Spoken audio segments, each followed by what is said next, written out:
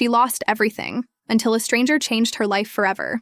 When Maria was 12, her world crumbled. Her family's home was destroyed in a fire that spared nothing. Not her clothes, not her keepsakes, not even the small savings her mother had tucked away for emergencies. It was just her little brother, and their mom, standing in the cold, watching as the flames consumed everything they knew. Their small town came together to help, but the reality was harsh. They were homeless. Maria's mother worked tirelessly, taking on 3 jobs, yet they still lived out of a rundown motel. Maria often skipped meals so her brother could eat, and her dreams of becoming a teacher seemed to fade further with each passing day. One particularly cold morning, Maria showed up to school wearing an oversized jacket someone had donated to them. She tried her best to hide her situation, but her teacher, Mr. Adams, noticed. He gently pulled her aside after class and asked, "Maria, is everything okay?" At first, she shrugged him off, embarrassed to admit what was happening. But something about his kind eyes and quiet persistence made her open up. She poured her heart out, about the fire, the motel, and how she felt she'd never have a chance at a real future. Mr. Adams listened intently.